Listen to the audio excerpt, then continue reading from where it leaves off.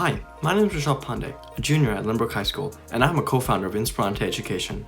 I'm Ada Sangwan, I'm in grade 11, and I'm the co-founder and co-president of Inspirante Education. Hi, my name is Pramesh Karthikeyan. I'm the current blogs head for Inspirante Education. I'm a current junior at Limbrook High School in San Jose, California.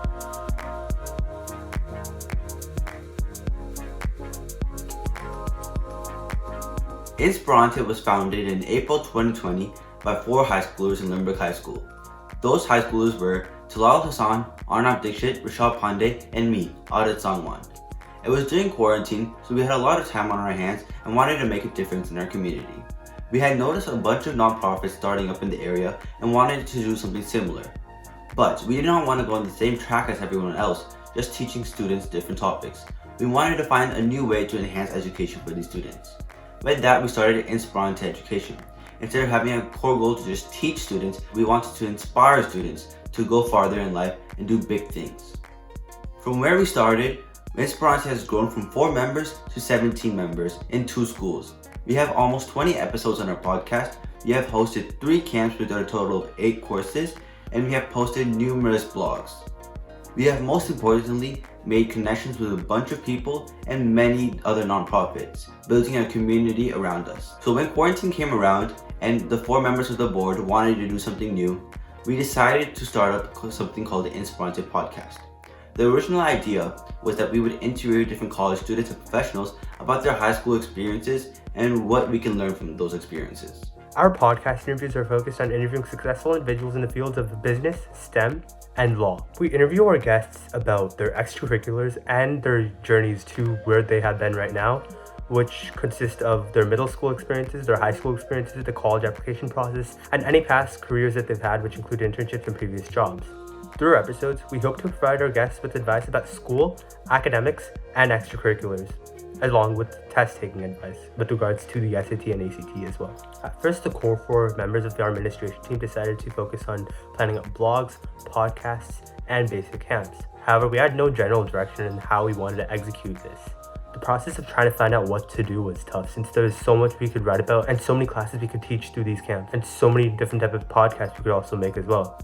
Given that, we decided to sort of split up our thoughts by writing Google Docs and holding regular meetings in the beginning and talking with each other on which ideas were good and which ideas we should move on from as a group. After a bit of brainstorming and writing down notes on Google Documents, we decided to focus on interviewing successful individuals that we known from the past for our podcast interviews. For our blogs, we decided to make just general blogs about schoolwork and about testing and about educational activities that were occurring. However, immediately after, we decided that there's a lot more we could write about which provides educational activities, which includes more than just academics, such as why students should join band, for example. We also tend to write about other real-world events such as sports and what's generally going on in society to really educate our viewers and ensure that they get the maximum value of education in the most entertaining way possible through our blogs. Next, through our camps, it was initially tough to decide which subject we wanted to teach. This started by holding individual classes and camps about individual activities. However, we transitioned from that, and in December, we had a much bigger camp and a lot more teachers as well, so that we could teach more subjects and provide more opportunities for our students to choose from. It has truly been rewarding to see how many students we've impacted through our work, and we're proud to know that we're making a huge difference to the students in our community in their academic and extracurricular lives. Inspirante is looking to grow our members as we make more podcasts, write more blogs, and teach more camps. We want to go out of where we live in the South Bay area and expand to new chapters across the country and maybe eventually internationally as well. We hope to build a big following for our blog, podcast, and have many students and teachers at our camps. Even though COVID-19 has sadly postponed some of our plans, we are still grateful for this time as there can never be too much planning. Something we definitely don't plan for is having Inspirante die as soon as the founders go to college. To prevent this from happening, we highly recommend all early high schoolers or late middle schoolers to join Inspirante, because maybe one day you can take over this nonprofit and then lead us into new ventures. If I had to choose a favorite class that I was taking at Limbrook High School this year, it would have to be AP Computer Science A. The academic rigor of the classes is the perfect place for me, since I've always loved computer science ever since I was a kid. Not only that, but I've learned so much more about Java than I ever thought I could have, ranging from complex recursion functions, all the way to advanced data structures.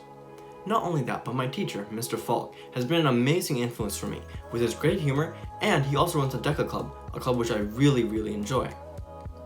As a whole, AP Computer Science A has broadened my horizons to the true world of computer science and how vast it truly is. Some of my future plans and dreams in academics, I want to go to a great university like UC Berkeley or UCLA and major in economics from there and become a corporate lawyer by getting my JD from another great university. As is with any other extracurricular activity or sport that you take, managing your time is very important. The way I balance my time between Inspirante, schoolwork, and other activities is that I always prioritize my schoolwork first. This means I will study for tests, do my homework, and work on projects way before I actually work on Inspirante or other activities. I try my best to dedicate at least 1 hour of the day towards Inspirante work, such as making new connections for podcasts and planning out camps. Camps actually happen over the weekend, and podcasts are also recorded over the weekends too, when we all have much more free time.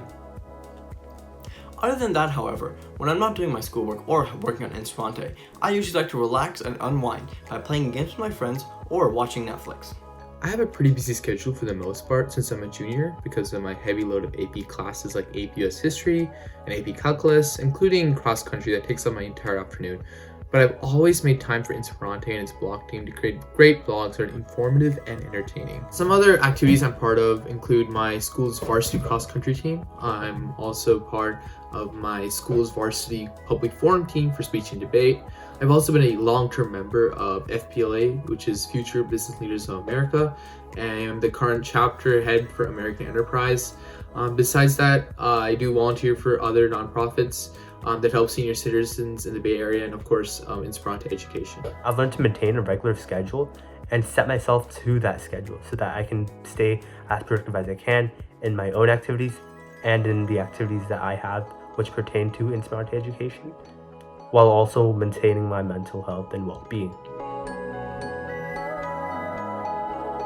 Some advice that I have for you guys that are also trying to start MPOs like us is that you should have a solid idea of your organizational structure before you actually start filing out your papers.